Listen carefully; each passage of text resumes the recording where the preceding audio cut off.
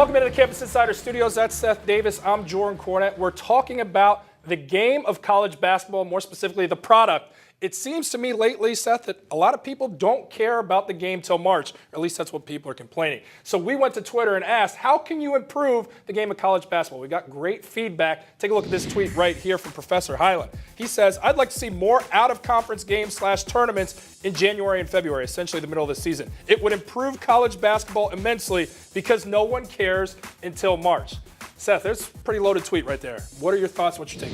Well, you know, it's going to be hard to play non-conference games in January and February because you have to get in your conference slate. And these conferences now have 12, 14, 16 teams in them. It takes a long time to be able to get through that. So the good news is that the Basketball Selection Committee, in terms of selecting and seeding the NCAA tournament, has put a very high emphasis on your non-conference slate. So therefore, November and December have become hugely entertaining. Now, I know they're going up against the NFL and they're going up against college football, but that's good news in the sense that college basketball is at least putting its best foot forward to deliver good non-conference tournaments and non-conference games before January comes around. Let me ask you this. What if you took the conference slate and made it in the beginning of the season? What if you front-loaded that instead of back-loading it? That way it's competing with college football, professional football, and then the eyes are not so much on it, but that's okay because that's where it seems like the eyes start to disappear during conference play and have those bigger tournaments later in the season. It cuts both ways because now you could say, well, why would you put your biggest and most important games at a time of year when it's even harder to grab people's attention, especially after the Super Bowl, when you have a 6-week run-up between the end of the Super Bowl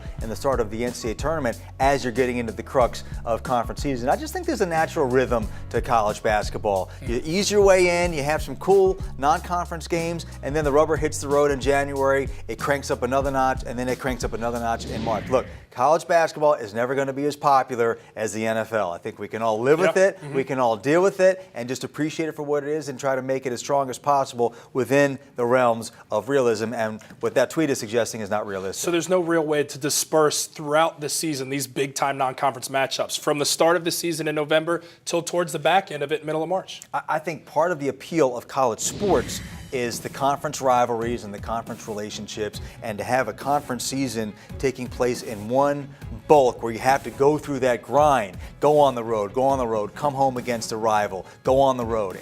I think it's an important part of the rhythms of college basketball. If you broke that up, I think it would cause all kinds of logistical issues, and I just don't think that there's any upside to doing it. I really don't. Well, that's Seth Davis. He believes if it ain't broke, don't fix it. No Sharpie for you, Professor Highland, but still hit us with those tweets on your thoughts on how to improve college basketball. Me and Seth Davis would love to hear it. Hit us at one place only, at CampusInsiders.com.